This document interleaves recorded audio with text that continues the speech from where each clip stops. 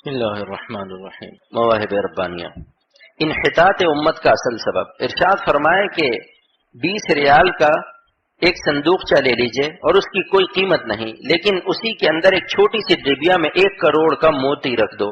اب بڑے صندوقچے کی قیمت بھی بڑھ گئی، اب اس بڑے بکسے کی دیکھ بھال اور حفاظت کی جائے گی۔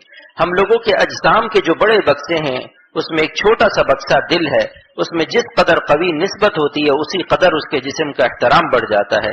اس زمانے میں ہمارے دلوں کے چھوٹے بکسے نسبت مع اللہ کے موتی سے خالی ہو گئے، لہٰذا آج ہمارے بڑے بکسوں کی حفاظت نہیں ہو رہی۔ اسی لیے اسرائیل میں، ہندوستان میں جہاں دیکھو مسلمان پیٹے جا رہے ہیں۔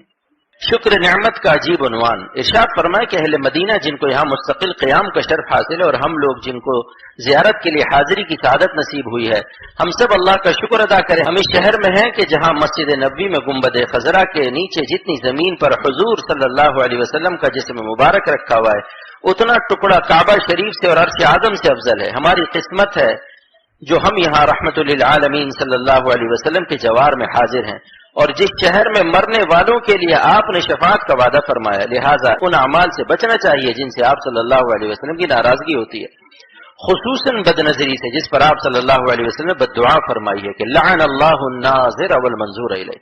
لہٰذا آپ صلی اللہ علیہ وسلم کی بد دعا سے بچنے کے لیے جان کی بازی لگا دینا چاہیے۔ شرط ولایت تقویٰ ہے۔ ارشاد فرمائے کہ ہر سال کوئی حج عمرہ کرے اور رات کو تہجد بھی قضا نہیں، تسبیح بھی ہر وقت ہے، مگر کسی ایک گناہ میں عادتاً مبتلا ہے، یہ شخص اللہ کے اولیاء میں شامل نہیں ہو سکتا۔ تقویٰ اور ولایت لازم اور ملزوم ہے۔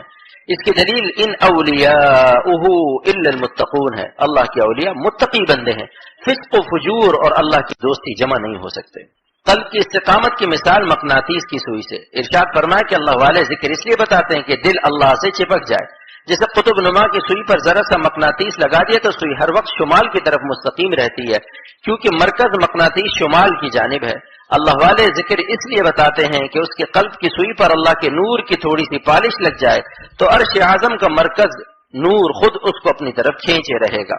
اگر اس کے محاذات سے ذرا بھی ہٹے گا تو قلب کی سوئی تڑپ جائے گی۔ جیسے قطب نما کی سوئی کو شمال سے ذرا سا ہٹاؤ تو تڑپنے لگتی ہے، جب رخ صحیح کرتی ہے تو اسے چین ملتا ہے۔ اسی طرح قلب پر جب ذکر کا نور لگ جائے گا اور پھر اللہ کی طرف سے ذرا سا بھی ہٹے گا تو تڑپ جائے گا، جب تک رخ صحیح نہیں کرے گا چین نہیں پائے گا۔ واردات علوم غیبیہ کی مثال۔ ارشاد فرمائے کہ آپ ریڈیو کی سوئی گھماتے ہیں تو کبھی ماسکو سے خبریں آنے لگتی ہیں، کبھی ہندوستان سے، اور ریاض کی طرف سوئی آ گئی تو لبیک اللہم لبیک کی آوازیں نشر ہونے لگتی ہیں۔ اسی طرح جن کے قلب کی سوئی حق تعالی کی طرف ہو جاتی ہے وہ عالم غیب سے آوازیں آنے لگتی ہیں، علوم غیبیہ وارد ہونے لگتے ہیں۔ درد بھری دعا۔ آخر میں حضرت والا نے دعا کے دوران یوں کہا کہ اللہ دست بخشا جانب زنبیل مار، اپنے دست کرم کو بڑھائیے اور ہماری جھولیوں کو بھر دیجیے، اور ہماری جھولیوں میں گناہ کے اور اخلاق رذیلہ کے جو کنکر پتھر ہیں ان کو نکال دیجیے۔ ہم ایسے بھک منگے ہیں کہ اپنی جھولیوں کو بھی گندگیوں سے بھر کر لائے ہیں، اے اللہ ہم کو پاک فرما دیجیے اور بھلائیوں سے مالا مال فرما دیجیے۔ رب لا تجعلنی بدعائک شقیا، آمین یا رب العالمین۔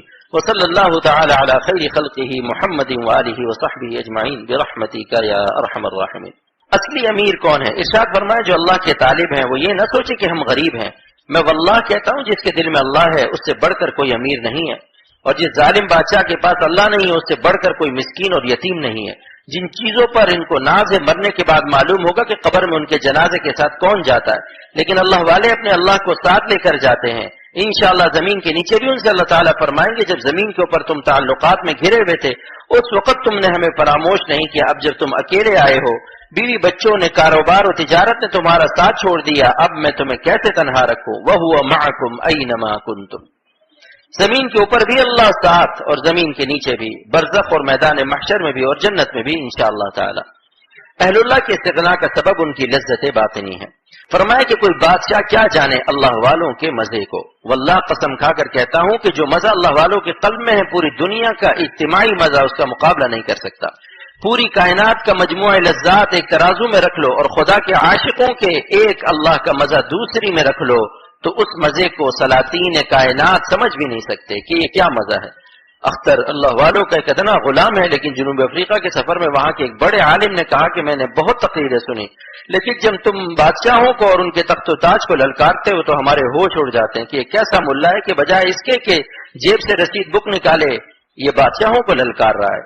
میرے بعض دوست یہاں موجود ہیں جو افریقہ، لندن، امریکہ، کینیڈا کے سفر میں ساتھ تھے، وہ گواہی دیں گے کہ میں نے کبھی اپنے مدرسے کا نام بھی نہیں لیا، اگرچہ میرا بھی مدرسہ 1500 بچے قرآن پاک حفظ کر رہے ہیں اور پورا درس بخاری شریف تک ہے، لیکن صرف اللہ تعالیٰ کی محبت کا درد پیش کرتا ہوں، اس سے بڑھ کر کیا نعمت ہے۔